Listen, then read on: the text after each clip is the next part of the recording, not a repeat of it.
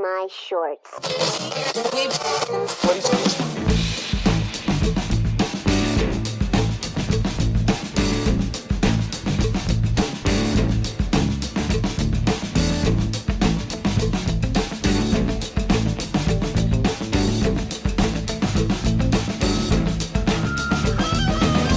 Hello everybody, welcome to the Dave Lee Down Under podcast. I'm of course your host, Dave Lee, and this is episode 23. 23 show. 23! Whoa! That's a good God. number. That's a good number. You can of I course... wish I was 23 again. So do I. Oh man. Gosh. No. We've started on a downer again. No, come on. Pick it up. Alright, you can join us. You can join us every Monday here on the podcast. It goes out on all the I always trip over that. Podcast. It goes out on all the podcasting Do you want platforms. to start that including, again? Or No, we'll keep going. Oh, okay. We'll keep going. Apple Podcast, Spotify, Google Podcast, Amazon Music, and Audible. A visual element available to view on YouTube 2 days earlier if you're a patron. It goes up at the same time, the YouTube visual element. But if you'd like that 2 days earlier, that's available to patron supporters 2 days earlier, which is on the Saturday. So if you'd like that early access to that, podcast.com, fucking hell, patreon.com/Dave Lee Down Under. I feel really tired. well, we started early today, so that's probably half your problem. I know, we started early. I've been getting up early. I've actually been getting back into a regular routine, and I've just realised right now that I've sat down to actually try and do something that I'm really tired. My tongue twisted. Anyway, you can find me on YouTube at Dave Lee Down Under, over on Twitter, Instagram. Links in the description of every single podcast. If you want to write into the show, you can shoot an email to daveleepod@gmail.com. I caused a big fuss last week. People not sending me emails. Why aren't you sending me? I got heaps of them this week. Yeah, Dave Lee Pod. I got one from our friend Blake, a patron supporter. It was just like a duster, like a picture of a feather duster. And it said, just to clean out the cobwebs. It was nice. A couple of really nice emails come in as well. I'm still trying to get back to responding to them because there's a couple of really long ones there, but I will get back to people who've written into me at daveleepod@gmail.com. Was So Blake thank a you. good friend of the Blake, Dave- yeah. Blake, good friend of Dave the Lee podcast. Down Under? Yes, of course, and the YouTube. Been and around all that. forever. Oh, since the beginning. Great guy. So thanks, and thanks everyone who's written in and whatever. Of course, if you're listening on the podcast platforms, please leave a review and a rating. It does help. Only good ones. Only the good ones, especially Going to since throw out the shit ones. Well, yeah, especially since someone got my rating down to 4.9. Oh, my God. Yeah, I know. We need to get it back up. Need to get it back up. You'll never get back to 5 now. Probably not. Probably not. This is a way we can get rid of that bad one. Yeah, I know. We'll figure it out. No, I wouldn't do that. Well, maybe not. Anyway, the voice you can hear next to me today is, of course, old mate Rick joining me once again in the studio. Yep, the old boy. He's back again. Been busy the last few weeks. Fucking timed that beautifully today. Been busy the last few weeks. Yeah, I know. Yeah, you've been working Been working for a change. for a change. Yeah. It doesn't happen very often, but No. when it does, it's pretty full on. Yeah. I've still got another couple of weeks to go. So Yeah, that's good. That's good. So I've been... yeah, you had a couple of guests on too. I've had some guests. Yeah, I've had some wonderful people on over the last few weeks. It's been a lot of fun. Did you mate Wacko Jacko? Wacko Jacko. Oh, my it's his birthday manager. today too. It is his birthday it's today. His birthday. Yeah. Happy birthday, Happy Jackson. birthday, Wacko Jacko. 30 Everyone flood years him. old. Everyone flood him on Instagram. I can't remember what his Instagram Happy is. birthday to Nah, stop you. it. I'll give him a little present. You can have all of the sound effects for his birthday. Of course, by the time... Shut up. Of course, by the time this goes out, his birthday's long gone. Exactly. We're recording it on the phone. I've already messaged him. Have you? I sent him a little picture, like, happy birthday to the world's worst manager. He thought it was pretty funny. So, Oh, yeah. you're on a T-shirt. Wacko Jacko, the Wacko world's worst manager. Yeah. Well, we could sell that one. Oh, yeah. Yeah. I'll get him to make it. Mm. Yeah, he made the thought. Dave Lee Manager T-shirt last time, which we're giving away, apparently, with the Dave Lee Down Under bingo cards. Oh, the bingo. Yeah, Yeah. I saw that. Yeah, so if you go to... Looks like a bit of fun. I think oldmaterick.com. If you go there, you can get the Dave Lee Down Under bingo card, and the winner gets the T-shirt. I'm making him send it out. So it's at his expense. Yeah. He's your manager. He's got to do something for you. Exactly right. But yeah, it's been otherwise it's been busy for me. You haven't stopped. I haven't stopped. I haven't had a break for weeks because I'm just trying to get this evolution done. Yeah, that's a big one. It's a huge one this month rather. I haven't even announced it yet because I'm not even sure if I'm going to get the deadline. Hit the target. Man, it's massive. That's it's enormous. I can probably announce it now because it's supposed to be going out this week. It's supposed to be going out this week. Don't you got a drum roll? I don't think I do. I've got... that's a bummer. No, that's the Deadwood update. No, that's the only drum I have on here at the moment. Oh, well.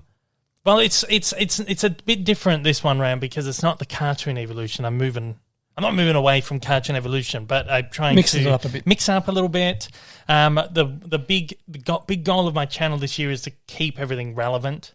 Yeah. Try and keep I was finding that obviously the way YouTube works is that relevant videos will get clicks. Yeah. And I was finding that a lot of the cartoon evolutions I was doing last year that were relevant were big. It's like Animaniacs and whatever else exploded in views.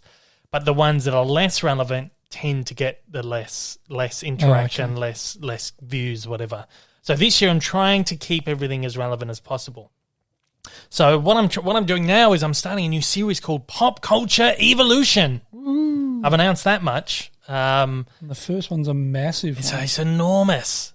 I'm so excited. Now, the reason we're doing Pop Culture Evolution instead of cartoon, we're not moving away from the cartoons. I've had heaps of emails like, oh, no, have you stopped cartoon evolution? No, it's not stopped. I'll probably be rotating. It's like how we went from the Disney evolutions to the cartoon evolution, and now we're going to pop culture evolution. I'll rotate between them depending on what's relevant. Got to keep it interesting as well. Exactly right. Got to mix it up.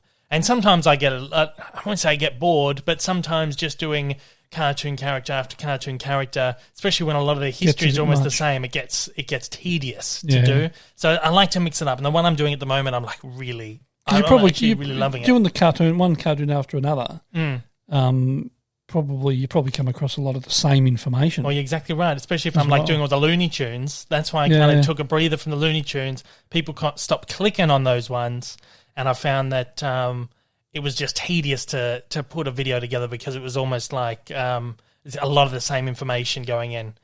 But the one so I thought Pop Culture Evolution is also a good way to expand the kind of stuff I'm talking about. I've always my love has always been just movies and television, whatever. It's not specifically animation, even though I've found a little niche doing animated stuff. But pop culture is everything else, all the big characters that you can imagine out of pop culture, whether that be from the pages of comic books or movies or TV, just big, expansive characters that have had big, long history in various mediums. So that aren't necessarily cartoon characters, but some of them may have appeared in cartoons. So, for example, the first one I'm doing has been in movies, has been in TV, has been in cartoons, has been in comic books. Been around since, the 20s? Been around since, 1938 was, when he first was published. But, he was sort of early 30s was when they kind of started devising the idea. Conceptualise. Should I say it? Or do you just want to keep people in suspense and make them guess what it is? Well, if I hit my target, the video should be going out in 2 days after this podcast drops. It won't happen. I don't know.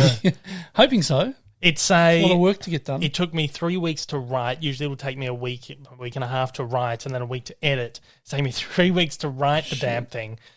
16 pages long. My previous record's 11 pages. That usually gets me a 40-minute video, 11 pages. Yeah. This has gone to 16, and I've done my audio edit. I've started editing the video as well, but I've done the audio edit. It comes to 55 minutes. Yeah, that's but it's a big character. It's a huge one. And there's a lot to unpack with this character. It's enormous. I'm so excited. I should just say it. Oh.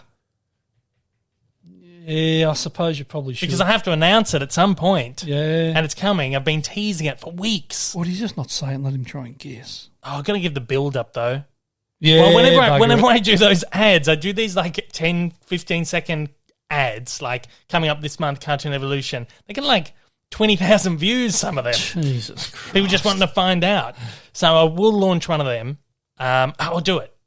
It's a big one. So like I said, it's big pop culture characters, and I've found it kind of almost worked. This was originally going to be a cartoon evolution, and I thought, fuck it, if I'm doing this character, I have to do the whole spectrum of him. And it almost turned out like the perfect character to start this pop culture evolution, because there's no bigger character than this one. Well, no. I don't think it's my favourite character out of every... Well, the more you research into this, you realise there's two characters in history that exploded pop culture. Yeah, this is the one. And this is the one. You've got Mickey Mouse, 1928, and then following 10 years later, the Man of Steel, Superman. The man himself. Yes. Whoa. It's a really exciting one too. I'm really, really enjoying doing this one. Yeah, cut it out. Thanks. Would be good. I'm looking forward to seeing this one. Yeah, I'm having a lot of fun doing it. It's the most fun I've had in a long time. I think because it is so different and because I'm diving into different things. I've done characters that have come from comics before, like talk about Popeye, Charlie Brown, but then they're characters that really went into animation and kind of stuck there. But this guy's just, of course, Superman. Exactly. You've got live action. You've got like film serials from the different like 30s or 40s, 50s serials, and then you go into the movies, like the television series with George Reeves in the 1950s. You've got the 70s films with Christopher Reeves, 70s, 80s movies. Television, Smallville, Lois and Clark, the new one, Superman and Lois, whatever the hell it's called, the bloody Snyder film, the DCEU films, everything. So we're going to touch on every single facet of Superman. The cartoons has been in fucking everything. As much as possible, anyway. As much as possible, yeah. I shouldn't say everything. There's going to be one or two things that you might miss, so people are going to pick you up on it. And, so anyway...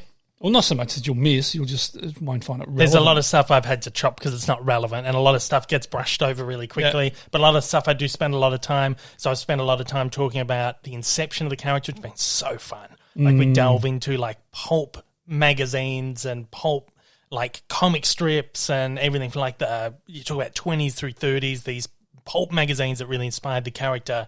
And then you go into like the radio show, the films, all the films I do like a really decent spotlight on, and the important TV shows. But then there are a few things that kind of just get a little bit brushed over a little bit. But yeah, I've had a lot of fun doing this. I'm really excited to launch it. I was hoping to get it up on like Tuesday, Wednesday. I don't know if I'm going to get it. But obviously I'm doing this one because we've got Zack Snyder's Justice League coming out on HBO Max this week. Right. On the 18th. So I'm really trying to get it to coincide with that. But this is a character that I think is just... Really, any time that I drop it over the next week, it should. It's Superman, like Jesus. Yeah, there's no bigger character in pop culture. No. And the more you research it, the more you realize this is the character that started popular culture between him and Mickey Mouse. There are these two characters that was this dawn, this point in time where merchandising and franchising and everything really got off the ground, and it's just turned out that this is the perfect way to start the pop culture evolution, divine intervention, whatever you want to call it. It's worked out really well. So I'm excited for that one. So there we go. It's Superman cartoon evolution. Pop culture evolution number one. I'm so excited about it. 55-minute. I might be able to get it down a little bit as I edit along. But it's going to be over 50 minutes. Well, it's a huge character. It's a huge character. You know how much I like Iron Man. Yeah, well, yeah. Well, this is the only character that tops Iron Man for me. Superman. Yeah. We're going to talk about Batman too. Yeah. You're not huge on Batman. No, I am. Superman and Batman are probably the two greatest. Mm-hmm. And Iron Man is right there with Batman for me. Yeah. Different universes, obviously. One's DC and one's it doesn't matter. Whatever. You got to love them all. Yeah. I get real into the DC stuff at the moment too because of Superman. It's funny, when I do these videos, I just get you get so absorbed into that world, you end up just being obsessed with it. And we will talk about that very, very soon. I've just gone wild on some DC stuff at the moment, but I'm loving it. I've always loved it. I've always said on this, like Superman and Batman were the two superheroes I grew up with, two superheroes you grew up with. They're really all you had in media. Well, exactly. You know, there were you talk about like Spider-Man, there was some Spider-Man series, and I think there were just really low budget like Doctor Strange and Thor, Captain America films, but they weren't huge things, talk like in the 70s, 80s, 90s. It wasn't really until like Spider-Man, X-Men, the Blade films that came out like the early 2000s where all these others, but you know, growing up, it was like Superman, Batman were the two big ones. So anyway, I'm excited about that. Well, it was because for me, it was because I grew up with. Well, yeah, you would have back in the 60s. I was a kid back in the 60s, and you had George Reeves, a Superman, and we thought it was incredible. Here's this guy flying, like. Yeah. How do they do that? Does he really fly, or And then you had the 60s Batman series too. Yeah, that's right. Adam West and Burt Ward. Yeah, exactly right. And that was fantastic. I loved that. Yeah. In fact, probably that Batman series might have actually been better than the Superman series, to be honest. Very different. Yeah, exactly Very right. They had a different. different feel about them. Yeah. But the Batman was very camp. It was a very camp sort of character. Him and Robin were, it was like really... Yeah, over the top and pulpy. Exactly well, not right. pulpy, like pulp, what do you call it? Pop. I saw an interview with Adam West while I was researching this Superman thing where he says it was like really like pop art sort of thing. Yeah, exactly. Yeah, exactly right. Like that whole Andy Warhol era, that's right. 60s, 70s flower power. Yeah. It was really over the top, campy, and just so different. And then whereas the Superman had an older feel to it. Yeah. It felt like it was something out of the 40s or 50s or something like that, because they didn't have all those sort of, Batman and Robin and whatever, they get in a fight and they get the power across the screen and whatever. They didn't have all that with the Superman. Completely different. Yeah, so it was... well, that's Superman. And that's why it's for me. Yeah, well, yeah, because you would have... But then even me growing up, it was the... like as a 90s kid, the only big superhero films that had been made by that point was the Batman films, were like late 80s, early 90s, the two Tim Burton ones. And then, of course, Batman Forever came out like 94 or 95, and Batman and Robin was soon after that. And then, of course, the Superman films, the Christopher Reeve ones, which were like 78 and then like into the 80s. So they were the superhero films I was growing up with, and then the early 2000s you get stuff like Spider-Man and the X-Men and Blade, and all these ones start popping in. I think Spider-Man was really the next big one for me. Probably same. And then you get the Marvel stuff like the late 2000s, like 2008. You start pushing that. And then most of the Marvel really characters I knew nothing about anyway. Well, no, I'm the same. Captain America, everybody knew. But that's why, if you're not someone who read the comics, is that the only big superheroes that were in any kind of media that's right. was Batman and Superman. And they had right. like Wonder Woman, of course, and like Aquaman and all those DC ones were in cartoons and stuff. But the big ones, when you talk about like general audience, were gravitating towards just Batman, it was Superman, it was Spider-Man. Yeah, that's right. And that's really it. But yeah, so it's been a really good one to do. I'd love you all to just check it out. It's a long one, I know, but stick with it. But it'll be worth it. It's so much fun. I'm actually looking forward to it myself. Well, I hope you like it. I hope I don't let everyone down. Well, you must be enjoying it, because I haven't heard a lot of swearing coming out of the study. No, it's been fun, actually. And my editing suite's actually been all right. It hasn't been mucking up. That said. Oh, my God. So anyway, we're starting to record this early today so I can get back to work on that one, just like to get as much of work on that done as possible and try and get that out by the deadline. So there you go. Superman. Yeah, Superman. Here he comes. He's coming. We've got a funny stories. People love the funny stories on the podcast when we talk about it. Talk about funny, actually. I forgot. This is really bad. I forgot to tell Alicia, my girlfriend, that I was coming on the podcast. I think she's fallen asleep anyway. Of course, she's overseas. Another part of the world. Yeah, she's another part of the world. So I just have to. I'll message her now. Run the show. What do you want me to do? just hopping onto the podcast now. I'll speak to you soon. Oh, that's funny. Right. You're in trouble, mate. I know. She doesn't listen to this anyway. Of course, she's in Cambridge in England. So. Yeah, which is, of course, where I spent all my time. And here we are in Australia, so that's 17,000 kilometres away. So she's none the wiser. She's just jumping on the podcast now. Yep. I think she's fell asleep anyway. She's probably asleep. She hasn't replied. Well, she hadn't seen my last messages, which were sent like 45 minutes ago. Oh, yeah, she's bombed out. Yeah. Because what time is it there now? It would be like 12, quarter past 12. Yeah. Gets to sleep early. Wow. So yeah. Oh, I love Cambridge. Such a wonderful place. That's where I spent. It's a lovely place. That's where I spent all my time when I was over in the UK. Really great place. I love it. Other than that funny story, I get a lot of spam emails recently. I get a lot of spam emails. Like my email inbox is absolutely flooded with spam. You've just muted yourself. Oh, did I? Yeah. I muted and then unmuted. Yeah. Did I cough on? Yeah. Oh, well. Sorry. Anyway, so I get like so many spam emails. Heaps. Like my email inbox is flooded. A lot of them are coming from Czechoslovakia. So like .cz. I don't know what's going on, but there's all these just really dodgy emails. And yeah, like at post.cz, like at least 4 or 5 of them every single day, just really dodgy emails. And my inbox is flooding with them. I got this one this week though that looked really, really legitimate. Usually you can tell the legitimate ones because of the language that gets used. A lot of the dodgy ones will be stuff like "hello, dear," or "hello," or just the way they're written is really bad. Or they'll give you links to click on.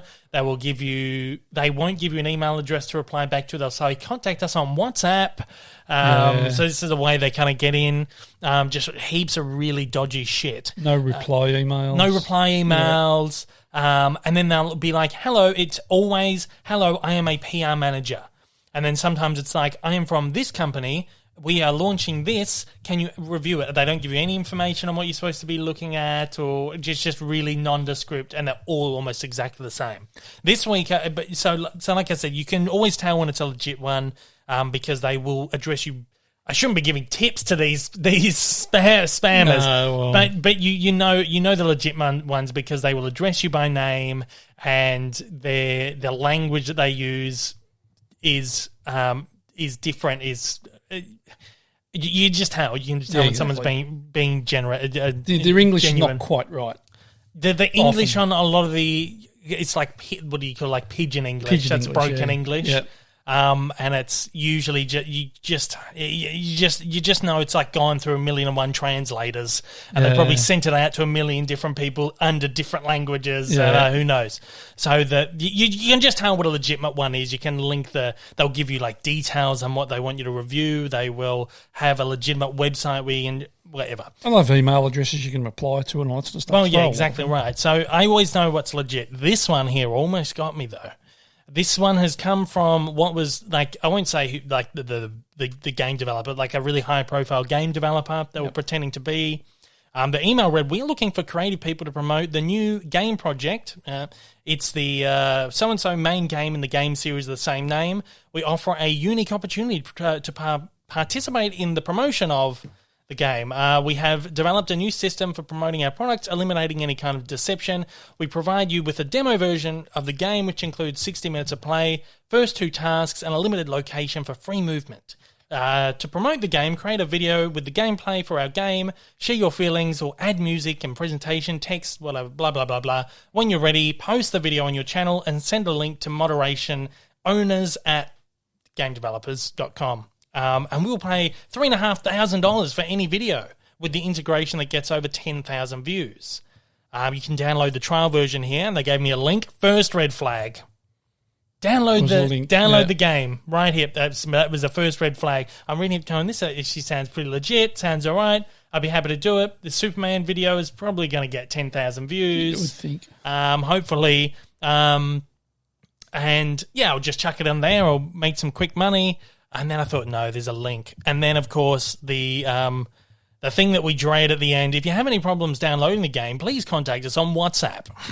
Yeah. With best wishes, the team. And then, of course, it came from like a no reply at gamedevelopers.com. So at first I'm thinking they've got the at, then the game developer. But what a lot of them do now, they can do masking, so they can mask what email address. So yeah, that's right. So it's really difficult. But yeah, I looked up what I did was I typed the WhatsApp number into Google, and then that pulled up a thread on Twitter of people who'd been getting emails from this game developer, and then the game developer actually tweeted about it. So they recognized this and were like, yeah, this is a scam. So they've recognized it publicly, but I don't really want to mention them. But if you get stuff like this, just be The other red flag was the amount they were paying. Well, yeah, $3,500 is a really high. And that's US as well. That'd be US dollars. That's like a really high, like, starting point. Oh, exactly. For something to get 10,000 views. Yeah, well, of course. Yeah. That's really high. I mean, I know people can get ludicrous amounts of money to do sponsorships and stuff, but what you'll usually find is that the first number that you get will be a lower number, and then you can haggle. Yeah. But what I found in the ones I've done is that they don't come to you with a number. You got to give them a quote. Yeah, that's right. And then you go from there usually. So. So anyway, that was almost got me, but I thought there's a few red flags. I look into it, and so if there's anyone out there who's listening who's like a newer on the platform and he's getting stuff like this, just be really careful with it because there's so much dodgy stuff, man. And always remember, if it sounds too good to be true, usually is. Usually is. More often than not. Yeah, I thought I'd raise that one because I thought that was quite. Well, it's not really that funny, but it was an interesting one. Sometimes you can click on the email address that they've sent it from as well, and that'll take you through, and you'll be able to see the email it's come from, and it's some weird thing. Like I said, it's always like at post.cz at Czechoslovakia, which is just and some of these emails are just so dodgy. But that one almost got me, graphics and everything, pictures that looked so legit. What's the ones you get from the banks? Oh, yeah, supposed ones you get from the banks that are dodgy, but they look so legitimate. I know. But you just know that they're wrong because they have links on them or whatever. Yeah, exactly right. So be careful of these things. So kiddies, be rampant. Careful out there. They're rampant, man. Yeah. They're rampant. Just be really careful with all that shit. I'm serious. Like my email address for my channel is just flooded with spam. I don't know how to stop it. I can't stop it. As far as watching stuff this week, like what have we been watching? Again, slow. Last week I was really slow because of this evolution, really. I've been getting up early and then getting straight into work. Haven't watched a lot? Haven't watched a lot because I figured, you know what, the only way I'm going to get this done is if those 2 or 3 hours in the morning where I'm farting around or watching TV or watching a movie, I'd rather put those extra few hours into the video. Yeah. And it's good because it gets me a little bit of headway on those videos. But I did get a few in. Well, we watched one called The Voices. This is the one with Ryan Reynolds. Oh, yeah. It's a weird film. Really weird movie. Strange, isn't it? When was it? Like 2012 or so? It was quite an older film. Something like that. We've only just got around to watching it. It also had Anna Kendrick in it as well. Yeah, that's right. And he's like how much can you say without spoiling it, really? Well, I suppose the main premise is he's just like this everyday guy, but he's also a serial killer. Yeah. And it's like it's like just like a dark comedy, like a black comedy sort of thing, really quirky. If you imagine something that Ryan Reynolds would be in, like this is like definitely it. Like this is 2014. Like this is absolutely like a Ryan Reynolds film, plastered all over it. Yeah, but it was a lot of fun. It was good fun. I enjoyed it. I actually really enjoyed it. Really violent too. Yeah, like decapitating people and keeps their heads round. And it was just bizarre. It was just a bizarre. It sort of got that same sort of humour that what's that character he does? Deadpool. Yeah, it was almost like that sort of thing, wasn't it? Yeah, yeah. That's probably how we got that. Probably Deadpool because of that really black humour, sardonic humour. Yeah, but it's fun. So check it out if you haven't seen that. It's an older one. A couple of catalogue titles I watched recently. I watched one called The Bad News Bears. You've probably seen this at some point.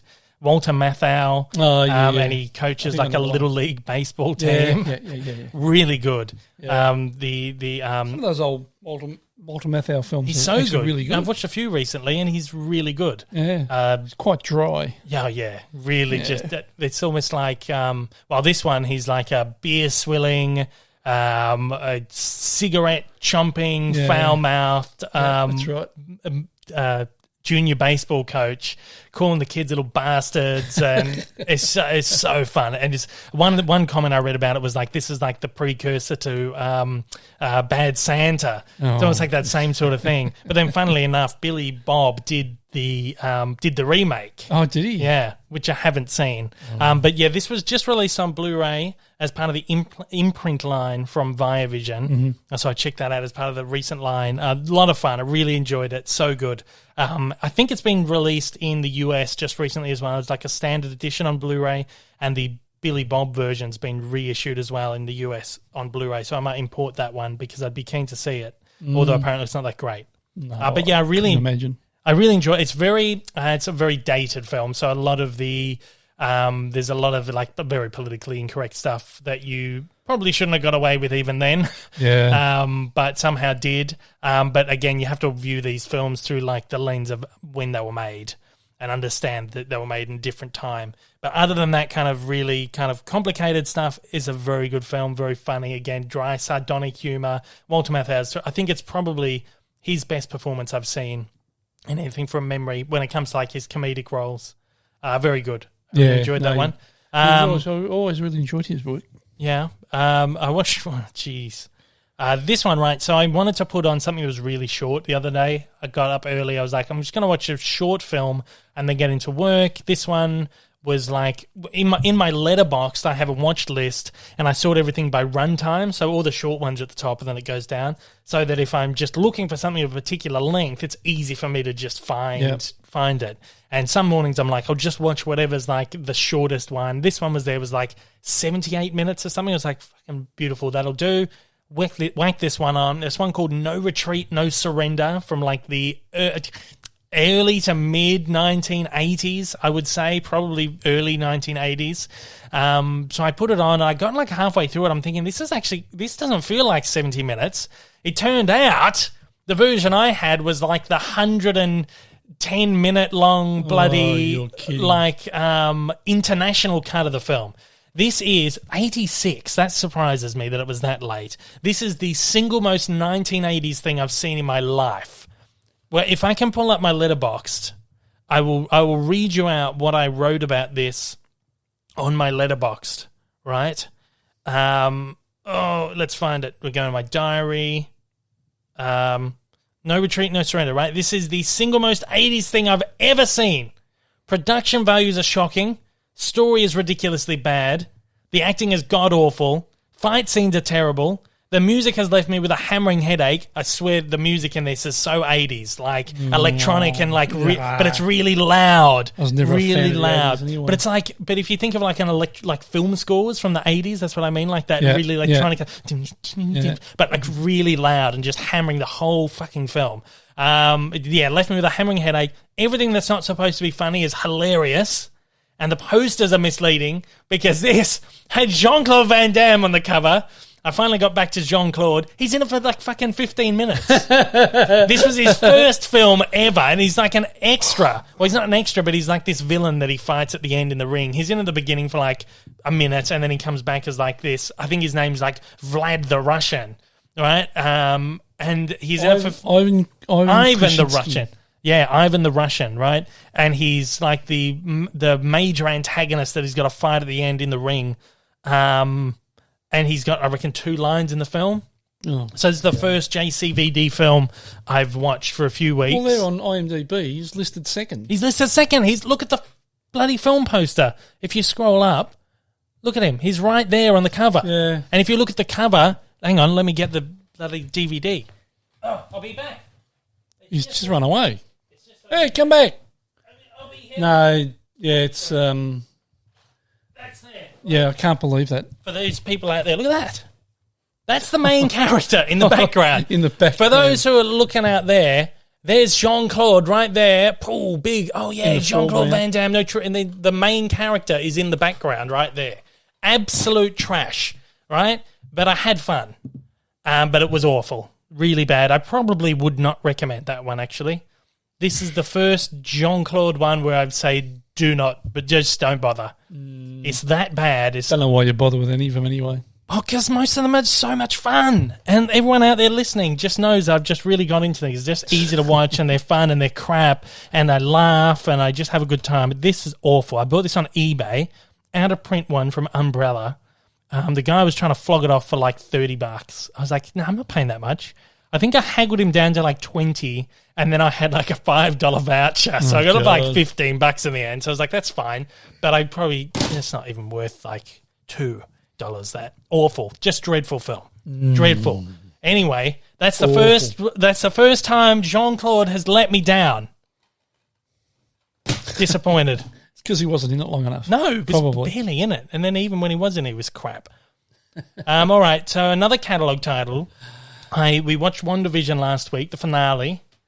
I went off, I did like a little video on it. I come back in and found you watching Star Wars Episode 1. Episode 1, The Phantom Menace, out of all things. Like, what are you doing? It was just on. You just put it on because you were scrolling through Disney Plus, obviously, it was there. Yeah. Yeah. We'd just finished watching WandaVision. Yeah. And because I watched it, and then I went to my video, you watched it. Then me and Mum watched it. Yeah. And then you came back in here and I've got Star Wars. I was thinking, what are you doing? Oh, it was good fun anyway. It was on. It's fun. It was fun. I love it. That's one of my favourites. Yeah, no, that was good. That was the Star Wars I grew up with. Yeah, that's right. Yeah, that was like the Star Wars when I was a kid. See, I grew up with the original. But I never watched it. Yeah. I never saw it. But your mum was a huge fan. My grandmother loved them. She never saw it either. She always said she loved them. Maybe she was lying. Oh, she might have loved it, but I really don't think she ever really saw it. We weren't really a family that went to the cinemas. We just couldn't afford to go. Maybe she just caught it on TV. I don't know. Maybe. You bought her the VHS box set years ago, remember? Yeah. That's probably when she sort of watched it and thought, I like this. Maybe, yeah. She threw the box out too. Oh, yeah. Remember? Threw that, like, it was one of those collector's editions in a box, and she threw the box out. What are you all this shit for? Yeah. Oh, man. That's Mum. Yeah. She got rid of the VHS too. Oh, man. Shattered. She gave out all the VHS to like the salvos or something. Yeah, that's and there was a few things in there that I wouldn't have minded, like the original version of The Wizard of Oz. Would have even paid her for it. I know. Even though I bought it originally, I would have paid her for it. There's some titles in there. I was like, oh, no, but it doesn't matter. Anyway. Oh, well. New release ones that we watched. Very quick thoughts on these two. You watched both of these. I talked about them last week. Riot and the Last Dragon. I enjoyed it. You enjoyed it because this is one that you didn't think you'd enjoy because it had dragons. I'm not into all that fantasy sort of shit. Not at all. Yeah. But I actually didn't mind it. Yeah. Didn't mind it at all. Quite enjoyed it. Well, I had a few things going for you. Animation was just gorgeous. Gorgeous animation, which you love. No songs, so that's a bonus for you. A Disney animation that doesn't have like Broadway songs. Yeah. And then it was more action adventure than like obviously it's a fantasy, but like the action adventure is more like think like pulpy, like Indiana Jones or kind of something like that, you know. I've noticed a lot of the animation now. They do the big eye animation too, and this was no exception. Yeah, well, that's Disney, really, isn't it? They got to keep it in that style. Mm. Huge eyes on the characters, and but Buzz and Woody never had big eyes. But it's Pixar though.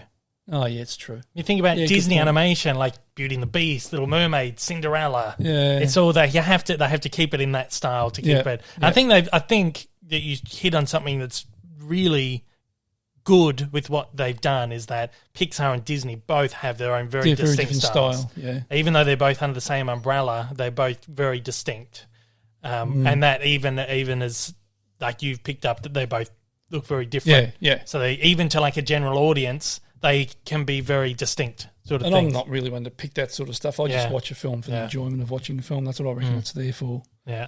You know, I don't know whether I like something or I don't like something, and you know, I don't really sit and analyse. If I see a Jean-Claude film, I go, fuck this, I'm out of here. I'll piss off out of the room. I won't watch it. But if it's something I enjoy it. Yeah.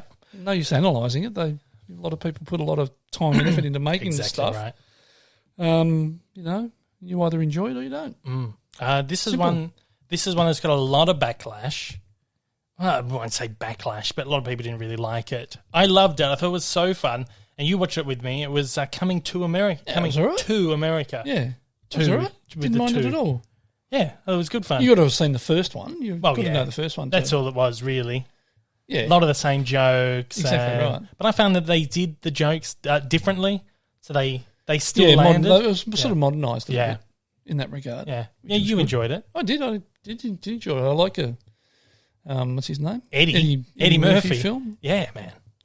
Love Eddie. Doesn't matter what he does, I enjoy it. Yeah, I don't think he's ever let me. Well, there's a few I think maybe Norbit and Meet Dave. That kind of era. Norbit. That was just before he we kind of went into his retirement. Didn't he do a kindergarten?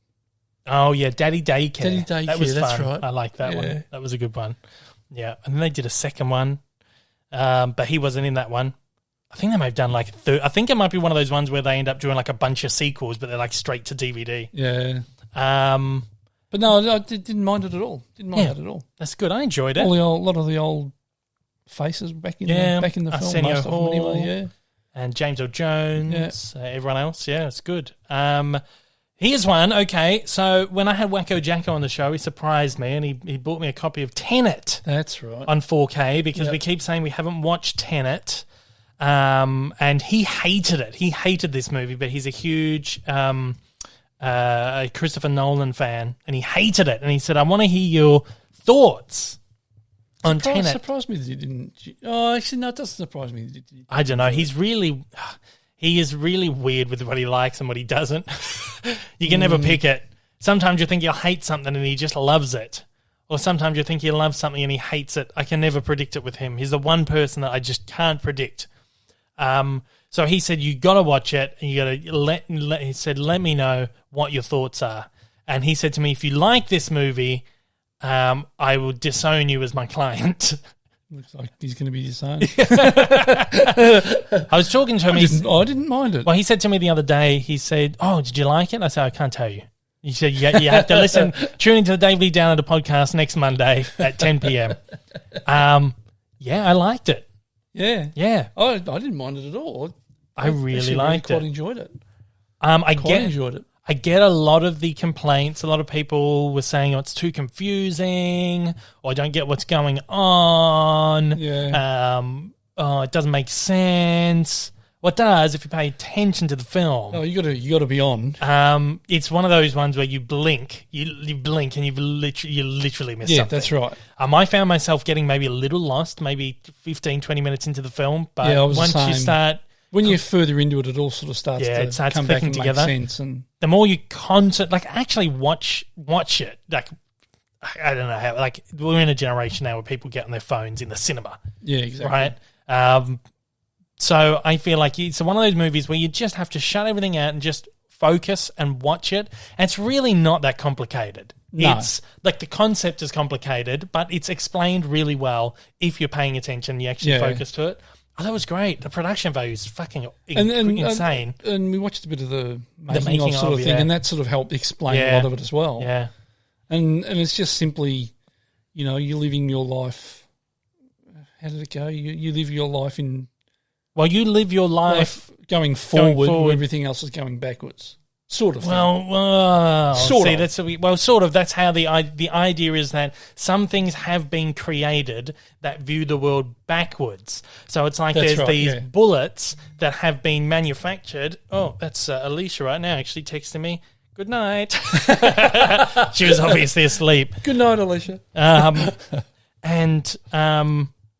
So you got these bullets that were manufactured at some point in the future, but in there they were created in a parallax world. So there's this in the film they go through what do they call it? It's like a time machine. It's hard to explain. It's hard to explain until you see it. And you go into that, and then you are into a parallax world which is running backwards. Yeah, that's right. These bullets have been created in this parallax world, and to them, say that the bullet has a mind, the bullet thinks that everything's going backwards. So if you you can pick up the bullet without touching it because the bullet thinks you have dropped it. Yep. Right? So it's really complex, but the more you pay attention to the film, it's actually really easy to comprehend. It's very clever. Very clever. So, incredibly. Well, what he does best is he will get people on board these projects. He did it with Interstellar, and he hired a lot of quantum physicists and space scientists and shit to come and properly get the science down on how it would work hypothetically. So he's obviously had scientists and stuff on this saying, oh well, if there was whatever, because the whole concept is based on a theory, isn't it? Yeah, a theory they think is plausible. Well, it's just how you are perceiving time. That's right. Right, so you could be going backwards, but the way you perceive it is you're going forwards. Yeah. Sort of thing. I thought it was terrific. I really liked it. The only reason I think I gave it a 4.5, the only reason I gave it a half a star off is, I can't even remember right now, but I think it's probably because, I don't even know. Let me check my, I'll check my letterbox again. It's been a week. I gave it a 4. So I think I just took a star. I think maybe I just took a star off because the more you start questioning it, the more it falls apart. Yeah. And I think the length wasn't an issue for me, but I think it was like if you get out of your head for a second and you get distracted, you'll just get completely lost. Oh, most definitely. And I think just that 1 star for me was just like it could have been a little bit more. Like I said, explained a bit it could have been. I don't know, because like I'm saying, I think the way he did it was fantastic. But I think there was just something there that was like it could have been. There's just something more that could have made it just that little bit better. But I thought it was terrific. Like the production values on it, like insane. Like it's sort of a bit like in that same sort of category for me as something like an Interstellar or something like that, where it's all a bit. Or Memento. Well, that's all Christopher Nolan. Memento, yeah, that was one of his. That's one of my favourite films, and the first time I watched that, I just couldn't get it, and I just thought, what the hell have we just watched? What a load of crap! Yeah. And then until I thought about it, and then went back and revisited and thought, how brilliant is this? Yeah, well, that's Nolan, really. He's the cleanest things he's ever done was Batman. And the only reason he did the Batman trilogy is because he knew that he would do a really fucking awesome Batman film, and he knew that he would get the clout to do whatever the hell he wants to do. Yeah. And it's bloody worked out. Exactly. Like that Dark Knight trilogy, like the best superhero films ever made, you know. And he can do whatever the hell he wants in Hollywood now, this guy. Right. But yeah, I really liked it. We both, Yeah, no, it was good. So Jackson? Yeah, sorry, mate. Pay attention. Fucking get off your phone and watch the But I probably watching it while he's playing a game or something. Oh, probably. Who knows? Scotch or him and Tim, they will sit there and they'll play video games on their computers. They got like the whole setup. They'll be playing the video game and then have like something playing like off in the corner. Yeah, that's the problem. I think he went to. I will give him some slack. I think he went to the cinema to see it. Right. Okay. But I don't know. But yeah, I enjoyed it. I thought it was a lot of fun. So thank you for the 4K disc, Jackson. Good. We had a good evening. I even think Mother enjoyed it too. Yeah, she loved it. She wanted to watch the behind the scenes. Yeah. And it was tripping me out watching it, because there's some part of my brain that is trying to analyze how stuff's done a lot of the time. As much as I try and shut that out, I'm thinking, how the fuck did they do this? Like it actually, like a lot of the time I can sit there and I can predict like maybe, or this is probably how this like completely tripped me. Like how the hell have they actually done this? But they had to, they learned to move in reverse. Well, there was different. Talk in reverse. No, they did like 3 or 4 different things. There was some scenes were shot actually in reverse. Yep. So they were actually talking and moving in reverse. Other scenes were shot moving forward, but then rewound. Yep. Other stuff, there was like people moving forward while people were moving back, and then there's just other stuff where they had to use CGI. I think there wasn't there parts where they filmed it in reverse. Like they filmed in reverse. Ran the cameras backwards. Played it forward. So there's like all these different ways they did it, so that when you're watching the film, you just don't understand how it's been done. Yeah. It's been done so many different ways. Yeah. Anyway, I loved it. The effects were brilliant. It was amazing. I thought they were great. Explosions. Really enjoyed it. Battle scenes, and don't want to ruin anymore, but I'm sure everyone's seen it by now. It's been out for almost a year. DC animated movies, I've been watching a couple. I was talking about this last week. I wanted to buy a couple of them because they were on sale and ended up buying like almost all of them. Exactly right. So I've started trying to watch them. Oh, I just need this one. This one, Oh, I'll get this one too. Oh, may as well get that. Oh, bugger it. Let's get them all. I'll buy the big box set too. Why not? Because I know that if I get them, I will want them all anyway. Yeah. So I just bought them all at once. There's like a Superman box set I still need to get too. So this has almost kind of spawned off the back of the Superman video, I think, where I was just thinking about it. And this was like, this is the time to just get them. So I've started on 2, which are apparently not 2 of the best ones, but we watched them because it was later in the evening and we just wanted something that was like 60, 70 minutes to watch. And then the 2 Superman Batman ones, Public Enemies and Apocalypse. I thought they were fun. I enjoyed them. You watched them. Yep. You liked them? Yeah. What you saw of them? Yeah. You fell asleep a few times? Yeah. Put them on late at It was night. late, I've been busy. But they were all right. They were fun, more vibrant. A lot of them are apparently I love the animation on it. Yeah, really good. As I said to you, I said, I can get right into this animation. I enjoyed it. So they were a lot of fun. Yeah.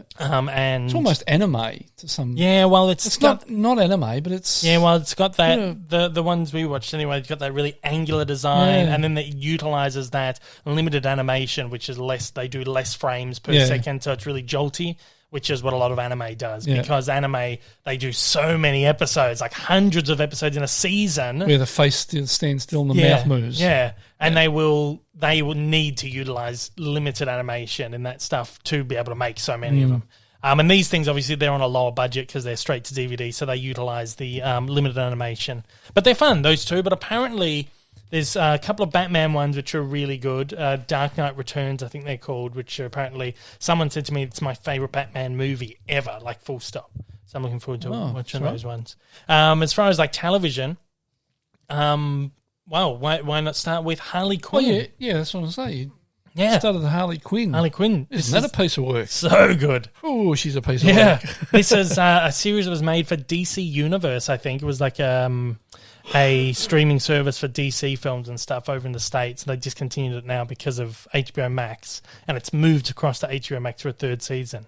And the Warner Archive, which is like an offshoot company of the Warner Brothers Home Media, who handle a lot of like more obscure titles, like a lot of the older films that are coming out. Warner Archive will press the discs, and most of them are like made on demand. So you will order it, and they will print as many as has been ordered. And this Harley Quinn show, a lot of the DC animated stuff comes through the Archive collection. So they did the Harley Quinn show, first 2 seasons, $30 it cost me. So I thought the Warner Archive one's usually a little bit expensive because of what they are, because they're premium or, whatever, have to be made on demand and stuff.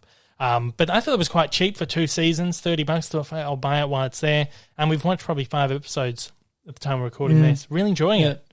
So much fun. And Kaylee, what's her name? Kaylee Cuoco, whatever her name is. Yeah. She's fantastic. She's great. She's really good. I wasn't sure because I'm not a huge Big Bang Theory fan. You like it. I wasn't sure, but she's really good. It was funny watching the first couple. I thought, why do I know the voice? It's like I could pick the voice and think, but I couldn't work out who it was. And then when you know who it is, you think, there are only certain tones you hear in a voice. And you think that's her, and then the rest of it you can't really tell. Yeah. And who's the other bird? Lake Bell. Yeah. She's good too. Really good. Love Lake Bell. The whole cast's great. It's just really, it's the first MA series that Warner Animation has done. So it's F-bombs every third word. There's sex jokes. There's incredibly violent. Yeah. She snaps guys' arms in half, and it's just so fun. Stabs some bloke in the eye. Yeah, it's just overboard. It's really overboard. It's almost like if you'd imagine like a Family Guy, like a DC version of like a Family Guy, but almost on steroids. Sort of thing. Yeah, it's pretty full on. Really enjoying Good fun, though. Really enjoying that. So I would say check it out if you haven't seen it. The animation's great. The animation's gorgeous on that, but that's like a smoother animation too. They've obviously got a larger budget for that. Colours are great. The Blu-ray's really nice. Yeah. Really nice. I think the 3rd season of that drops on HBO Max sometime this year. So hopefully they do a Blu-ray of that one too. There's another cartoon evolution for you, or pop culture evolution. Well, it's interesting because Harley Quinn, the character, actually came from the Batman the Animated Series. Oh. She was created for Batman the Animated Series. So she's a character that's not come from comics but has become so popular. They created her as a one-off character. They needed like for one episode, they needed a female like partner for the Joker that he treats bad or whatever for any reason. For whatever the reason was in that episode, and she was so popular, they just kept writing her in, and she became this was a huge character now. Yeah, so that would be an interesting one to dive in, like a short pop culture evolution short. That'd be good. Yeah. That's a really good show. Check that one out if you can. Other television, we've been watching one called Intelligence. It's a British show. It's got Nick Mohammed and David Schwimmer in it. Not really sure about it. Yeah, I don't know. It's only 6 episodes. It's like a 2-hour runtime. It's something to put on. Yeah, you don't have to think about. And yeah, It's got some pretty puerile humour and it's all that sort of stuff. A Sky TV, I think it was, British thing. It's just been released on DVD from my friends over at WandaVision. That one come from, yeah.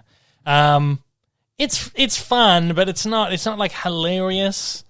Got a very British humour about it. It's very British. It's very dry.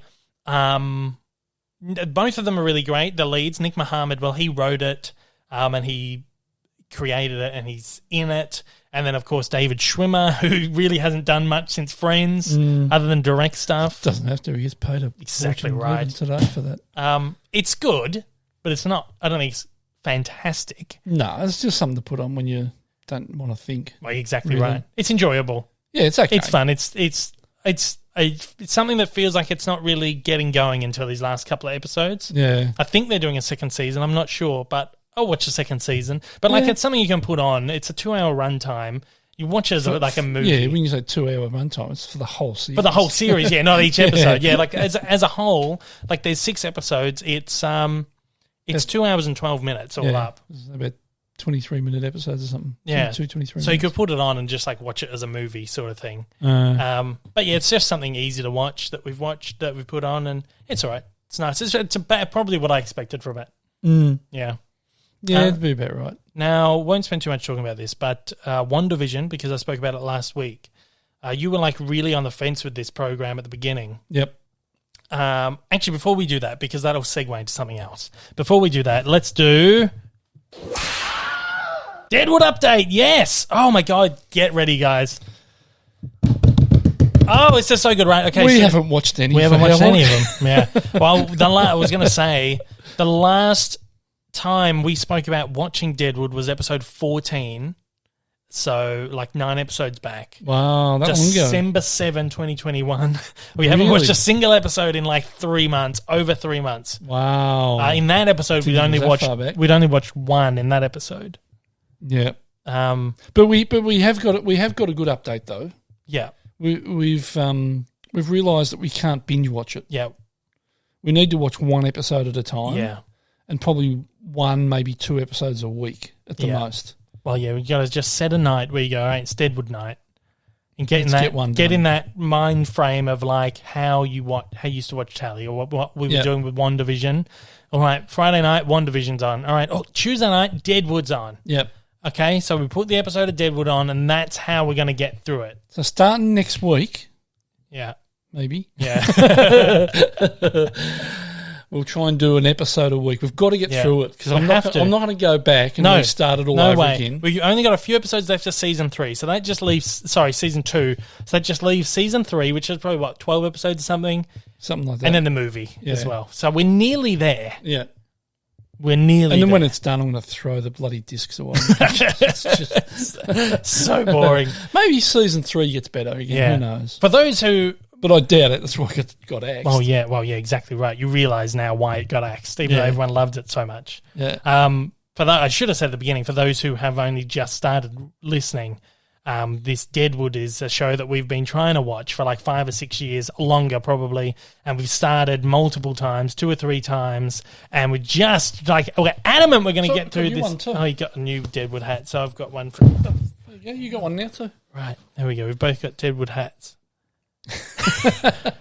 Dreadful. How stupid does that look? Really stupid. Anyway, so yeah, we'll get it done. We'll have to get it done. It's been a long time coming. Yep. WandaVision, right. So you were someone who was on the fence with this at the beginning. You were one of those people who didn't really like the first few episodes. It was something that just didn't really click with you. And then as the show went on, you got more into it. Yeah, exactly. It got better as it went along. How did you feel at the end, finally? It's finally finished. Well, firstly, what were your thoughts on the finale? And secondly, what were your thoughts on like the show as a whole? I think as a whole, I finished up enjoying it. Yeah. As a what would you call it? As a it's one piece. Like as a not an ensemble. What would you call it? As a yeah, I know what you're trying to say. I can't think of the word. As a collection, as a whole piece, as a whole piece, as a whole completed piece. I actually really enjoyed it. Yeah. But that first 3 or 4 episodes were just doing my head in. Yeah. And I just thought, I used to watch crap like this when I was bloody 10 years old. I don't need to be watching this. But it turned out really good. But the finale for me, I don't know. I mixed thoughts about it, whether I enjoyed it or not. Mm. I mean, I enjoyed watching it, but whether it was too predictable, I don't know. Well, a lot of people have been, as happens all the time, when people have wild theories and stuff. Yeah. And I've been saying I don't get into I really rarely do I get into like theory talk and stuff, because we've seen with stuff like The Last Jedi where people had like these wild theories that were going to happen and then nothing happened and they went fucking crazy, and you know, this whole toxic culture that spawned essentially from the back of that, but really has existed for years before, but it's really just come to the surface. I just don't like getting involved in it because it always just ends in I'm not one who will come up with a theory and then get pissed off that happened. I'm one who's actually happy that hasn't happened because it wasn't predictable. Yeah. But I just don't like getting involved in that whole world of speculation and stuff anymore, because it's not fun at the end of the day when people start acting like big babies. But WandaVision was something that I actually got really into because it was just this whole...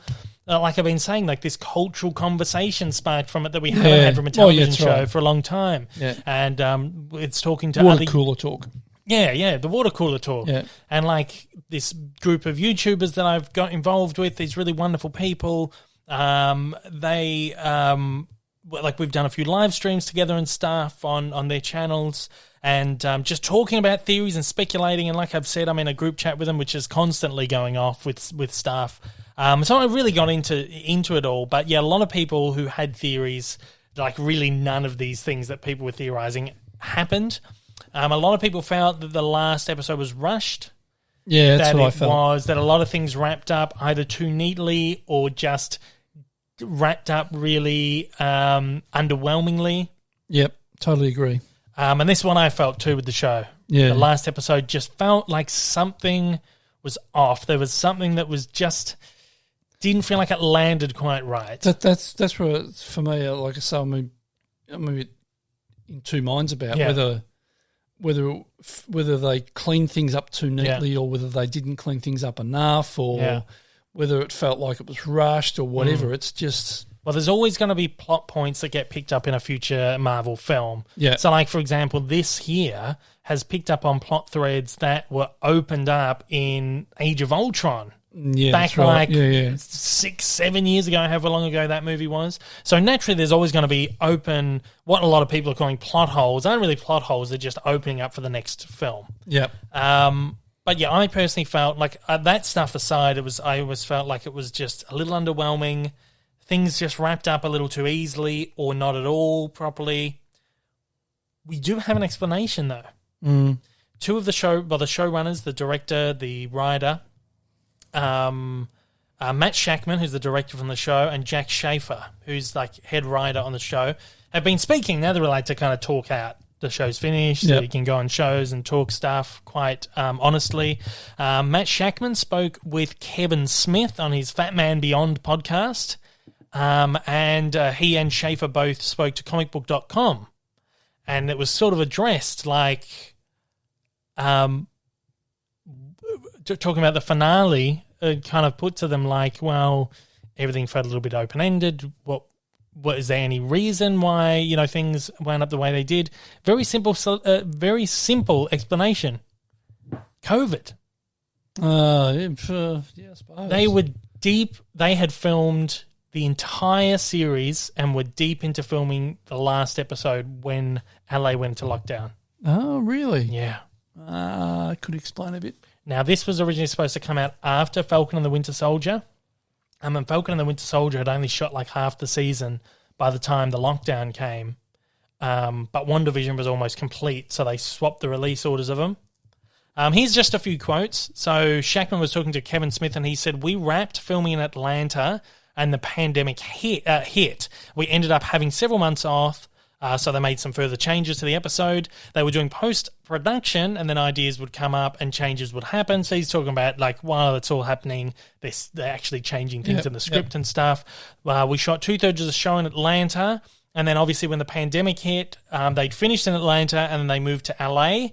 This comicbook.com article mentions that before following their plans and moving it to LA, the pandemic shut things down for an uncertain amount of time. Some elements of the finale episode was shot in Atlanta prior to the shutdown, but the majority of the show's final third was still to be shot. Shackman says the third in Los Angeles was during the pandemic. We weren't in the middle of shooting. What we did then was, thanks to Marvel and Disney and the amazing tech people, within a week or two, they had set up virtual editing. We pivoted to post-production, pretty quickly went deep into post-production. They finished VFX and all that kind of stuff. So they went away from filming and they tried to wrap up, like, get some visual effects stuff done. Schaefer says because of the delay, there was a lot of fine-tuning with the logic of the finale. So obviously there were things they couldn't shoot because they'd been shut down, and they had to start shifting focus from different characters, changing up plot points in the episode, wrap something up. So a lot of things, obviously, they just had to deal with the footage they had, or there were larger set pieces that they just logistically couldn't film in a lockdown. So they had to change quite a lot of the last episode. So they said the finale shifted quite a bit. It was mostly action set pieces that shifted. There were plans to give Monica Rambeau a bigger role in the finale. So obviously she's become like the superhero at this point. She's got her powers and stuff. She was supposed to take part in the like big action sequences, but she kind of felt a little open-ended, little like underutilized maybe. You have characters like Darcy Oliver, the character played by Kat Dennings. Yep. She was in it for like, she had one line in the episode. So obviously there was supposed to be more with her that they couldn't do. Because the pandemic hit and there were things that they couldn't do. This is quite a lengthy quote here from Shackman. He says, "We did have something planned for Senor Scratchy, which was the rabbit, which we ultimately couldn't do because the finale had so many different chess pieces. We had a whole sequence where Darcy, Monica, Ralph meet up with the kids who were underutilized in the episode as well. They're in Agatha's house, and I think that maybe they should steal the Darkhold from the basement, which is that book of like dark evil, because the kids had seen it down there when they were being held hostage. They go down to get the book, and as they reach out to get the book, the rabbit hops up in front of the book, and they're like, "Oh, it's Senor Scratchy, he's the best." And they reach over to scratch him, and he hisses, and there's an American Werewolf in London type transformation where the rabbit turns into a big demon. He says like a big Goonies set piece ensues while they're trying to escape from the rabbit. They shot this, but they didn't get to finish the VFX on it. Yeah, he said it was a great sequence, super fun. Everyone was great in it. We ended up moving it aside because it was a huge detour in the middle of everything, and they couldn't get the VFX done. They said, so it was the pandemic hit right as they had like a third left to shoot, and either didn't get shot, stuff got retooled, some things they couldn't even get the VFX done on. There was something else I read that they had planned to release the first 3 episodes at once. This is something that's been brought up before because media who got screeners got the first 3 episodes, and it makes sense to watch those first 3 episodes as a whole because it goes from your like your sitcom-y things, and then by the end of the 3rd episode it's opened up to the real world. You understand where the show's going to go, and people were going, why? Like, it makes sense for the press to get the 3 episodes, but why did we only get 2 as like a general audience? The initial plan was to have the 3 episodes drop at once. Oh, really? Yeah, but because of all the stuff that happened with the last episode, they didn't think they'd have the last episode done in time. So they gave themselves that extra week as opposed to do 3 at once and then have a week where there's a break between the second last and the last episode. They finished the finale 2 weeks before, so it's like 3 weeks ago. Yeah. Jeez. So got to cut them a bit of slack then in that case. Yeah, exactly right. So a little bit of understand why parts of it felt unfinished. Yeah. Because they were. It's funny because that's a shame. Yeah, I know. I would really love to see what they could have done with it. Maybe, I don't know, maybe they'll go back and add some stuff, and like Disney Plus has done it. Is it only one season thing, or are they? Yeah, it's like more? It's just what do you call it, limited series. But she'll spin off into like Doctor Strange and whatever else. Oh, right. But yeah, Disney have actually, there were like a couple of mistakes in episodes of The Mandalorian. There was one episode where it was like a crew member just chilling in the background of like this big battle scene, this guy in like jeans and a t-shirt. And everyone like obviously noticed it. So Disney went back and painted him out and then re-uploaded the episode. So it's not there now. So people are now speculating maybe they've got a little bit of extra time. Maybe they can they can fix a few things. Yeah. Who knows? But that's something about streaming that is like a possibility, like, or we can just go back and fix something and upload it and no one will notice, or, you know, or here's like a extended version of the finale. Who knows? I doubt they'll do that, but it's that's a possibility. But anyway, but it was kind of like the third episode of the third season of The Crown. They were nearly finished shooting when the pandemic hit, and they didn't roll cameras again. So apparently there were a bunch of scenes that didn't get shot, but they made it work without them. Cool. Yeah. It's great. God, how did they do that? Yeah, don't know. But he said that the writer of it, I can't remember the guy's name, but he said that some of it was like a lot of it was really minuscule. A lot of the big set pieces had been done, and he said a lot of the stuff that if you didn't know, you probably shouldn't notice that the stuff's missing. He says, I noticed that it's missing, but you shouldn't. And it was a pretty decent season. Like, you don't watch it and think it feels incomplete, like the WandaVision episode.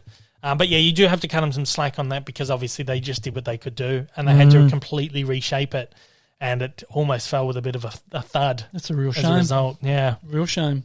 Because there's such a great build-up, and then it kind of fizzled out in that last episode. But because that last 2 or 3 episodes leading up to the finale was really, it felt was really building, and then it just the finale is going to be huge, and obviously it just fizzled a bit. Yeah. Anyway, so I felt a little incomplete. Whatever.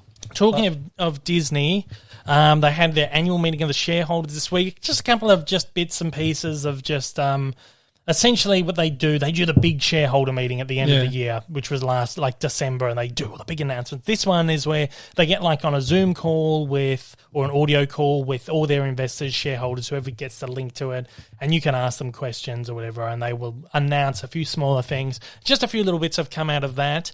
They were asked about Black Widow. Is that holding its date? That's supposed to be out next month. And yes, apparently that's holding its date, and it's going to cinemas and not going to Disney Plus. Ooh. So they're adamant on that's going to cinemas. Yes, nice to hear. But apparently Kevin Feige and the team at Marvel have been vehemently against it going to Disney Plus. So it seems like it's a battle that they may have won. Hope so. But it's cutting it real fine. It's out in Australia at the end of April, but it's out in the US in May, like early May. But it's cutting it very fine to go, we're dumping it on Disney Plus at this point. I received a release schedule from Disney Australia this week, and it's still on the release schedule for Australia for cinemas. So good. It should hopefully be opening in cinemas, which will be good. Disney Plus has hit 100 million subscribers in only 15 months. Really? Yep. In 2019, Hollywood Reporter estimated they would have 100 million subs by 2025. God. So they've undercut that by 4 years. 4.5 years. Jesus. So I wonder if maybe the pandemic had like a positive effect on that, whether stuff like Mulan and Soul going to it. Why do you think they rushed stuff out? Yeah. Oh, yeah. So I feel like on some level, maybe that's expedited it, the growth of it. Yeah, I would think that'd be the case. Big things dropping like that.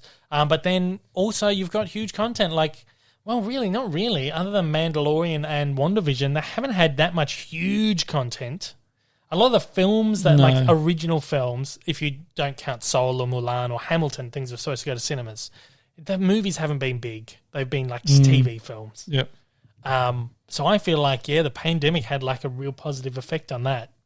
Last November, actually, so I said in 2019 they predicted they'd have 100 million by 2025. Last November they then predicted they'd have almost 200 million by 2025.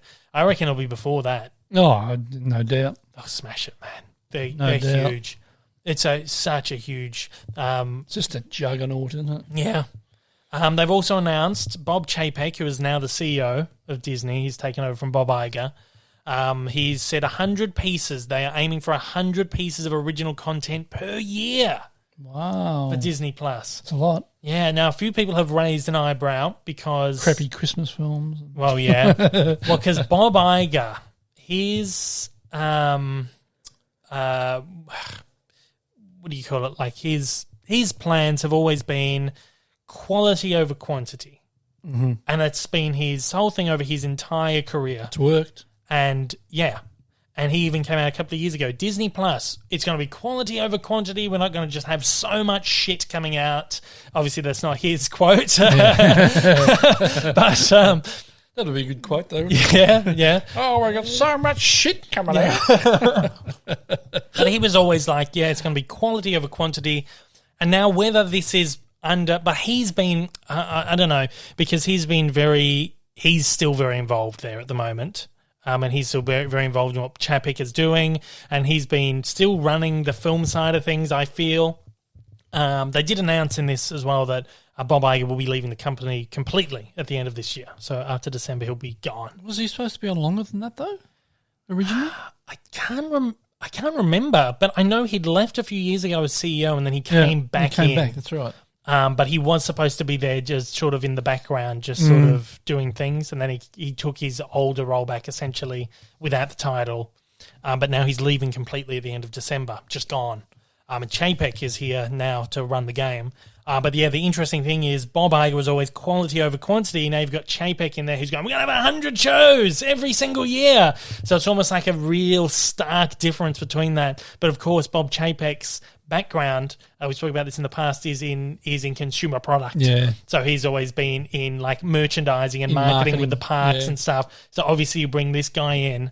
It makes sense though when they're killing it with Disney Plus is get this marketing guy in who is going to be able to shape this as essentially it's the way that Disney Plus is being run now is or even just Disney as a whole, the entertainment side is very like franchise focused, and it makes sense to get this marketing guy in to do it. Yep. Anyway, Exactly his quote was, the enormous success of Disney Plus has inspired us to be even more ambitious and to significantly increase our investment in the development of high-quality content. We see our target of 100-plus new titles per year, which includes Disney Animation, Disney Live Action, Marvel, Star Wars, National Geographic. So it could be that there's going to be a bunch of like little documentaries and stuff, Nat Geo documentaries. They've done a lot of fluffier pieces on like Disney fluffy pieces. Like there's a cooking show and there's like craft shows for kids and stuff. So it might be a lot of stuff like that. But then this year we've got WandaVision, we've got The Falcon and the Winter Soldier, we've got Loki. I can't remember if Hawkeye is this year or maybe next year, but there's a bunch of these Marvel shows. We've already had Mandalorian. We're getting another, like a Star Wars animated show after Falcon and the Winter Soldier, getting some other, the Boba Fett show at the end of the year. So it's just going to be just constant stream of shit from Disney Plus. I can't wait for it, but I just hope that they just keep that quality sort of in mind when they're doing it. But the production budget is going up. So the content budget is going up from $8 billion to $9 billion, which has doubled the original $4 billion projection that they had for 2024. So there's a lot of money being thrown into it. So the quality should hopefully be there. So if they stretch that across all these things, like these Marvel and Star Wars shows are made on $100 million budgets, which is almost a budget of a feature film anyway. So, but doing this, maybe these shows will get even bigger budgets. No, hopefully. So hopefully, just as long as they keep that quality, they've got to keep the quality. Yeah, it's going to be a fine line, I think. And don't oversaturate the market. Yeah, well, yeah, that's a huge the big risk. problem. I'm worried. Like Black Widow, Shang-Chi, The Eternals. They're 3 films we're getting this year, on top of like the 4 or 5 Disney Plus series. And then you get this every year. There's going to be 4 movies and like 5 series hitting from Marvel alone every year. It's getting me a bit worried. I'm really excited about everything, but it is a little worrying. And I've said in the past, it's very overwhelming to think about it. Just to think about the amount of content you'll be consuming. The amount of people they're employing to do it. I know. My well, God. they said with this, they are obviously they will be employing more people, so it's creating more jobs, which is great at this point. Oh, exactly this right. moment. And like you get Disney, you get Pixar, you get Marvel, you get Star Wars. They're all operating as their own individual companies under this umbrella.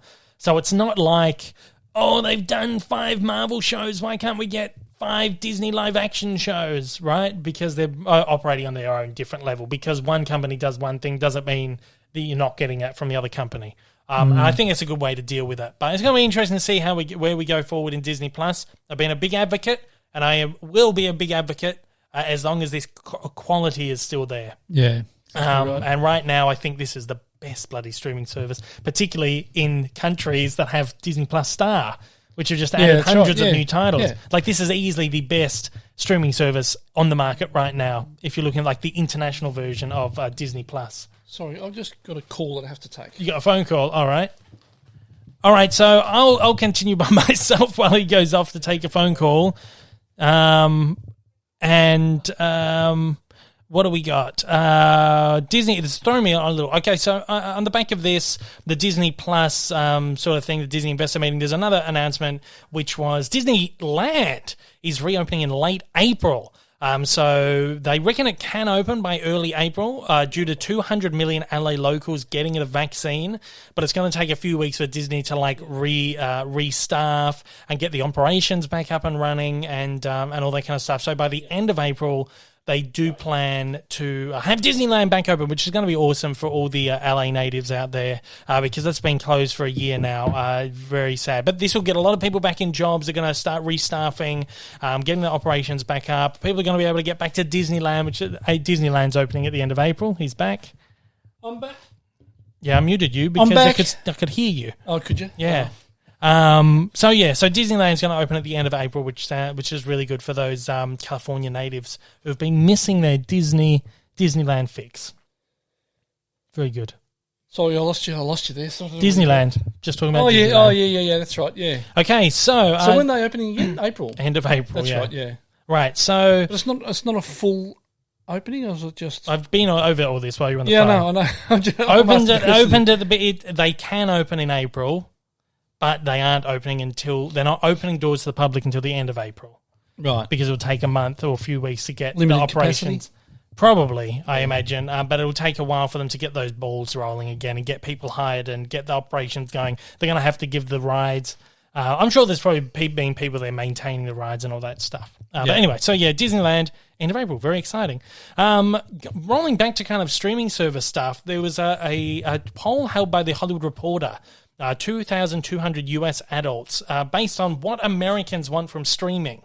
And they say a streaming service looking to stand out from the competition and attract subscribers has one clear path based on this study: offer day and date movies. That's what people want now. Yep, exactly right. The path taken by Warner Media's HBO Max has caused a backlash within Hollywood from filmmakers and theatre chains, yet it may be what the public is looking for. New films drive purchase consideration for potential subscribers. A pair of Hollywood Reporter polls finds in one survey of the 2,200 people conducted that 25 to 28 of people conducted between February 25 and 28, 90% of people who subscribe to HBO Max said they'd be more likely to try a purchase subscription to a streaming service if it included newly released films same day that they're in theaters for no extra cost, which is what HBO Max is doing. Meanwhile, 64% of people who are not HBO Max subscribers said the same. It's interesting. Yeah. So we argue, you have the conversations about what does audience want? Do audience want to get back into the cinemas? Are they happy with streaming? They don't give a shit now. No, they don't care. They're used to it now. They've had a year now. It's funny, like we've charted this entire podcast has been like we started at the beginning of the pandemic, really, and we've really charted the change in cinema, in the cinematic landscape over this podcast, and it's gone from keep delaying the movies. I want to see it in theaters. I think I'll watch it at home. I'll just watch it at home, and now it's like, oh, fuck that. I'm not going back to a cinema. Yeah. Now, 90% of people would get HBO Max because it's a movie same day. What does that tell you? That tells you these 90% of the people would rather watch the movie same day at home than in the cinema. Confirms what we were saying weeks ago about cinemas closing. Yeah. That not all cinemas will survive this, and some will close, and that's the sad some thing. will stay open. Yeah, obviously there'll still be a market for it, but it's a real shame. It's a real sad state of affairs. Very sad. I don't like to be a doomsdayer, but it's a fact. It's an unfortunate That's reality. what's going to happen. And like we've been saying, this is something that Hollywood has been wanting to do for a long time, and this pandemic has given them a chance to just do it. Yeah, and it's bloody paid off. People are used to it now after a year. Yep. I'd rather watch SpongeBob 3 on Paramount Plus than go theatre to see it. Sort of thing. Get it for free on the streaming service. Particularly for parents, for stuff That's like that. That's what I mean, yeah. Well, can't be bothered taking their kids to the cinema. Four kids to the cinema, $200. Sitting room and do it. Yeah, exactly right. There was a similar poll held for Paramount Plus, actually. When was this one done? This was done mid-Feb. Just sort of asking about, what would help persuade Americans to subscribe to Paramount Plus. 32% of people were very unlikely to subscribe to Paramount Plus, whereas 10% were very likely to subscribe to Paramount Plus. 22% had no opinion. 22% of people had no opinion, and then there was like 30, 40 odd percent were unlikely, or somewhat likely. But when the question was raised, would you be more likely to subscribe to Paramount Plus if the service included access to the following new movies? 35% said, yes, I'd be more likely if you give me Mission Impossible 7 day and date. 34% of people said, yes, I'll subscribe if you give me Top Gun Maverick. And it kind of breaks it down a bunch of other movies as well. And then TV shows and stuff, they talk a bit about TV and stuff, but it looks like this audience is really gravitating towards, I will subscribe to your service if you give me movies day and date because it's what I like. I prefer it. Crazy. Death of cinema. Oh, very sad. Very sad. This is one last piece. Because we go back to that whole thing where, people are used to watching things on their fucking phone now. Oh, yeah. Yeah. But people don't care. People watch them. Mum watched a movie a few weeks ago, a movie that was on Apple TV on her phone. I was like, what are you doing? Did she? Yes. I was like, you can stream this to the television. She's like, oh, it's fine. There's that Bill Murray. I watch a lot of stuff on my phone, but it's just little short 5-minute. Yeah, like disposable stuff, like YouTube clips, like the stuff I do, or like cat videos, or just something crap that you found on Facebook. Yeah, that's right. But like people don't care. People will watch a movie on a phone. Yeah. Mum was sitting there watching, there was that Bill Murray one, On the Rocks, whatever it's called, with Rashida Jones. Oh, yeah. She watched the whole film on her phone. Oh, my God. Yeah, so there you go. Couldn't watch a whole film. No. Lastly, piece of news. Depends who you are, whether this is funny or not. I think this was not very funny for Warner Brothers. This was very funny for a lot of other people. The Snyder Cut, of course, of Justice League is supposed to land on HBO Max on the 18th. But for about 2 hours, a couple of days ago, somehow, if you clicked on the Tom and Jerry movie, the new Tom and Jerry film, it would play the Snyder Cut. Oh, really? Yeah. So something happened. How the hell did they do that? Wires got crossed, or someone did it purposely, or who knows. It wasn't explained how it's happened, but you went to click on Tom and Jerry, and the Snyder Cut was playing. There were people who got 2 hours into the film, and then the feed just got cut. So it wasn't like you could be watching it and then you just watch it to the end. Once Warner Brothers cut the feed to that title, it was it. No one could. It's a 4-hour film. God. But yeah, there were some people who got up to 2 hours into it. Warner's or HBO Max put out a statement on Twitter. It was like, yeah, we recognize the problem. We got it down within minutes. Well, they didn't, because it was up for at least 2 hours. Wow. Yeah, so that's a big cock up. Yeah. Big cock up. How that could happen? But, how knows. I don't know how these... Disgruntled employee that took a copy and... Who knows? Knew the codes. But this movie's been it's had trailer leaks, it's had all this other kind of... It's had a bad track record of this kind of stuff, so I'm not too sure. Leaking it himself. Yeah, who knows? I don't think he'd leak the whole film so. because like this is his like love letter, his passion project. he's finally getting a chance to, finish the film that he started. And I think from the interviews and stuff I've read, he's someone who really wants to experience it with the world. So I don't think he would have personally leaked it or anyone from within the production, but it's just a really weird thing to happen. Or it could have been as simple as someone accidentally the hyperlink to link the wrong film. Link the wrong film to the play button. Yeah, maybe. And it just played the Snyder cut. Somebody got sacked anyway. Oh, surely. So whoever fucked that up, my God. I thought it was it's not funny, I mean, for the creatives and stuff involved, but that's just Tom and Jerry. My first thought was because Tom and Jerry's getting absolutely slammed, right? It's just people like absolutely ragging on it. Yep. And obviously people that word of mouth would probably mean people aren't watching it now. Oh, let's put the Snyder cut in there and we'd just like bump up views for Tom and Jerry for like a couple of hours. No, I'm sure that wasn't the way. But yeah, just I feel really bad for the people who are involved in the film, but it's one of those things you can't help but laugh at. Yeah. Like Tom and Jerry of all. Imagine these kids sitting down to watch Tom and Jerry and then you got fucking Batman like murdering people. Oh, God. I know. Oh, God. But someone I know was speaking to someone and he said he pulled it up and it started playing the Snyder cut and then immediately went into Tom and Jerry. It was like these birds like singing and stuff. How bizarre. Weird. God. Weird. So, yeah. It could have been a simple mistake. Who knows? Yeah. Probably was. I'm sure it was probably a case of like accidentally linking the wrong film to the thing. Yeah. Let's talk a couple of subscriber questions and wrap it out today. I don't want to spend too long. Like we're on an hour and a half today. I think it's a pretty good length. Cool. It's good let's do rapid fire questions today and just get it out. This one actually, sorry, the first question was one that was supposed to be aimed when I did the show with Austin Burke last week. Yeah, this question was like aimed at both of us. I should have figured that. I'll just kind of do. Well, just read the first part. The question was it's from our mate from too. Pete Semos up in Sydney. There, g'day Pete, how are you, mate? Patron supporter. Yeah, he's a Patreon. That's right. And a good supporter of the NRL. Yeah. What quintessential Australian movies would you recommend for Austin? Okay, so we'll just turn that into. And then the other part of the question was what would he recommend based in Kentucky for you?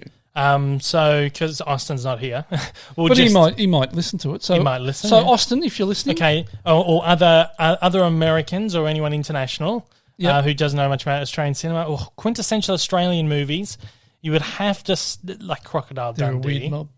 They're a weird mob. I don't know. I wouldn't. No, I wouldn't go there. Crocodile Dundee is like quintessential Australian, but if you want to be a bit more serious with it, Two Hands is probably my favourite Australian film. One of my favourite. Heath Ledger, very young Heath Ledger, and very young Rose Byrne. That's right. Brian Brown, of course, the great. He's in every film. Terrific film, like real gangster, like Tarantino-esque kind of thing. Another one called Lantana, which has got an enormous cast. Film. I love that movie. It's a gorgeous film. The Palia? Yeah, Anthony LaPaglia is in that, and Kerry Armstrong and Russell Coit. What's his name? Glenn Robbins.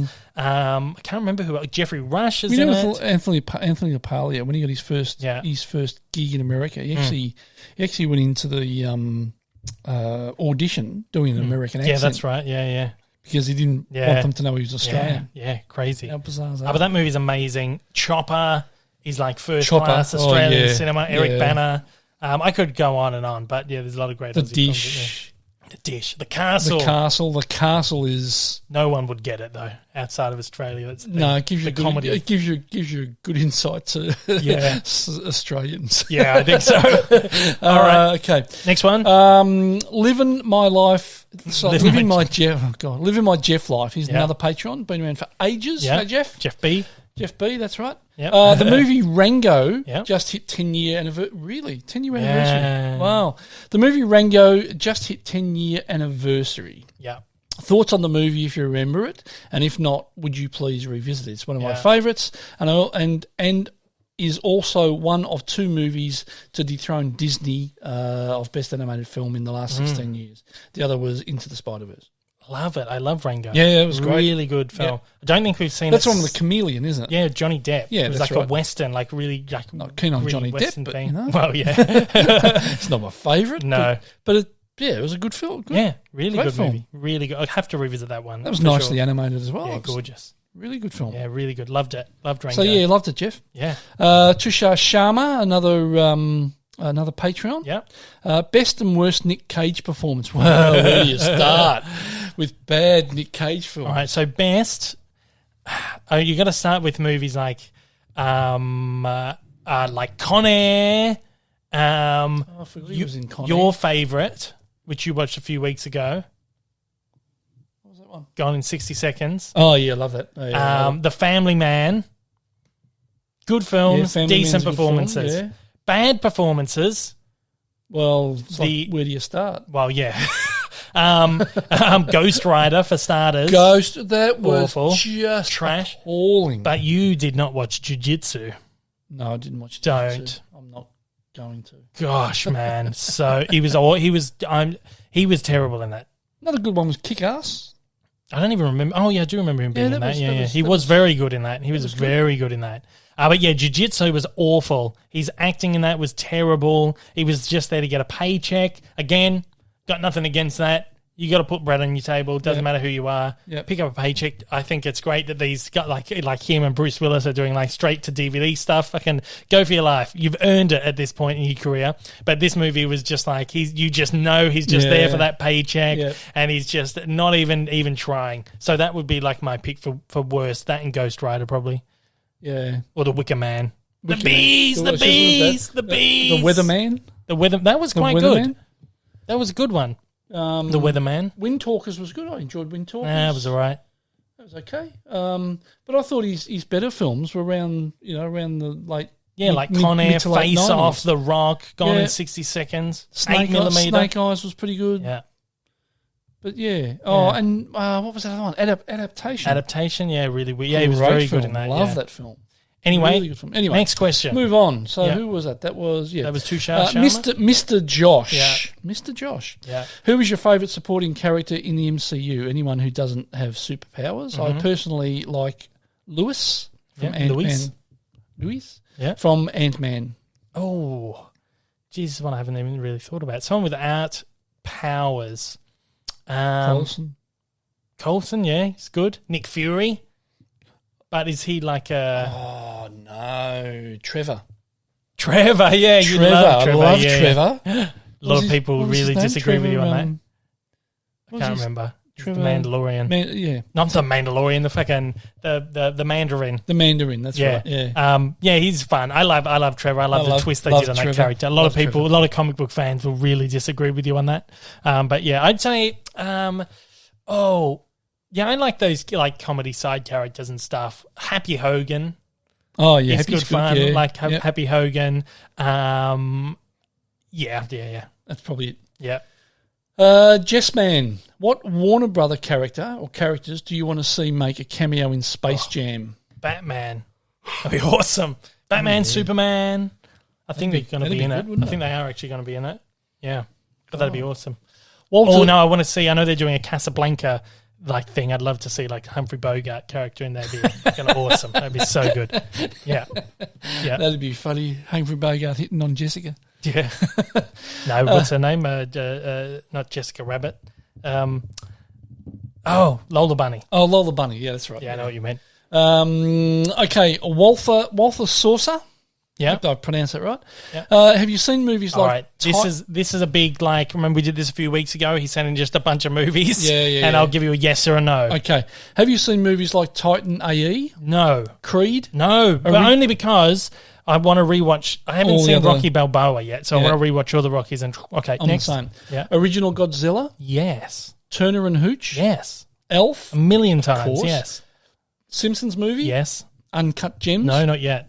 Goldfinger? Yes. Ex Machina? Yes. 16 Candles? Yes. Demolition Man? No, that's in my pile, I think. That's good. Yeah. Blue Valentine? Yes. Blazing Saddles? Yeah. Brilliant. Watchmen? Yep. Original King Kong? Yes. Hunt for Red October? Yeah, no, that's the only Jack Ryan one I haven't watched. Oh, really? Yeah.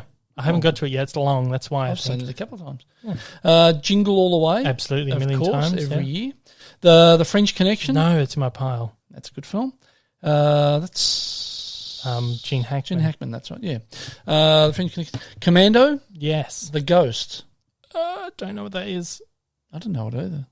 Donnie Darko. Yes. Zero Dark 30. Yes. No. Leon the Professional. Yes. Deer Hunter. We watched that. Didn't like that. Deer Hunter. Yes. Yeah, it was a bit. It was weird. Yeah, we won't go down that. That was a weird movie. Yes. With the young girl. Didn't like it. Yeah. Deer Hunter. Yes. Brilliant film. Mm-hmm. The Fly. I think I've seen the Jeff Goldblum one. You've seen it. Yeah. Original Frankenstein. Yes. The Raid.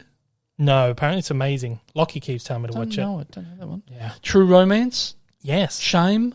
Yes. Japanese Ringo. Ringu. That's like the Japanese version of The Ring, the original version. No, I haven't seen it. Road Warrior. Yeah, absolutely. Mad Max. Blue is the warmest colour. Yes. Enemy of the State. Yes. Towering Inferno. No. Oh, haven't you? No. That's the original. No, yeah, it's really long. My mother took me to see that. Really? It scared the shit out of me. That and the Poseidon Adventure. Yeah. Unstoppable. Yeah. Idiocracy. Don't think so. Robin Hood Men in Tights. Yeah, absolutely. Of course. Boys Don't Cry. Don't think so. Don't think I have either. 50 First Dates. Million times, yes. Air Force One. Yeah. Santa Claus. Yeah. Snatch. Absolutely. Yeah. Step Brothers. Yes. The Stripes. The Stripes or just Stripes? I wonder. You've written the Stripes. I've seen Stripes, yeah. Stripes is great. Yeah, great film. Pokemon Detective Pikachu. No, that's one we're going to get to. Die Hard. No, you can watch it. Die Hard. Yeah. Scarface. Yeah. Monster House. No. Broken Arrow. Yeah, I think so, yeah. Original Halloween. No, I haven't watched the Halloween movies. Don't think I have either. Original Nightmare on Elm Street. No. I've seen it. Original Texas Chainsaw Massacre. No, I've never watched it. And Crazy Stupid Love. Yes. Well, there you go. Watch most of them. Yeah, that's a big list of films there. I wonder how he compiles those. Just thinks of stuff and types them out. Yeah. That's always fun. Has it open for a week and goes, there's another one. Oh, what about this one? Well, I'm sure we'll hear from him again. Oops. More than likely. Press the wrong button. I pressed the... What the hell is that sound effect? I don't know. Crickets or something. Oh, yeah, crickets.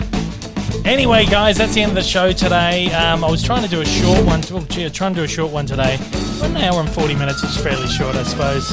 As always, guys, the podcast goes out every single Monday on all the podcasting platforms, including Apple Podcast. What's going on? I'm not talking on the microphone. The podcast goes out on all podcasting platforms, including Apple, Spotify, Google, Amazon Music, and Audible. The visual element goes out on YouTube as well. And you can get that 2 days earlier if you're a Patreon supporter at patreon.com/Dave Lee Down Under. You can find me on YouTube. You can find me on Instagram, Twitter, at Dave Lee Down Under, of course. Links down in the description below. If you want to write into the show, you can shoot an email to daveleepod@gmail.com. If you're listening on podcast platforms, please leave a review. Only good ones. Only good ones, and good ratings too. It really helps, especially now I'm down to 4.9. Oh, God. Last week on YouTube, I updated my Disney ranking. I put out my all 59 movies ranking. That includes Raya and the Last Dragon, so I updated that one. That's out there. You can go and check that out. A couple of cartoon news bits that I got up last week as well. If you haven't seen them, check them out. Some Space Jam stuff. I did a breakdown of 1 second of Space Jam footage and got like 50,000 views, so thank you guys. There's stuff about Pepe Le Pew getting the boot from Space Jam, all that stuff, so you can go and check that out on the channel right now. This weekend we've got screenings for Tom and Jerry, help us, and Peter Rabbit 2. This weekend? Yeah, this weekend that the podcast goes out. Oh, yes, that's right. Yep, it's this weekend. So we're seeing Tom and Jerry. I'm looking forward to seeing Tom and Jerry. Yeah, it's getting a bad rap, but it's Tom and Jerry. I'm really looking forward to it. And Peter Rabbit 2. Funny story, Peter Rabbit 2, we had tickets for that, and then the pandemic happened, and I had to cancel our screening like a year ago. Yep. So for me, this is the first moment where I'm like, shit, stuff's finally back on track. Because it was like that weekend, and they're like, we have to cancel it when the lockdown happened. So Tom and Jerry, Peter Rabbit 2 we'll be seeing this week, and then I'll be doing my reviews, I think, next week for those. This week, of course, I hopefully have my big Pop Culture Evolution debut episode coming up, which is Superman. Woo! Very excited about that one. And I'm hoping like Tuesday, Wednesday, is when I want it up, but it could be like towards the end of the week. Thursday, maybe. Maybe. We'll see how it goes. So after we close out here, I'm going to go and I'm going to do some work on that after I've edited the podcast and all that stuff. Awesome. Thanks again to old mate Rick for joining. Thanks, guys. And thanks everybody Dave. out there for listening. Not a problem. I'll see you soon. See you next week. See you guys. Take it easy.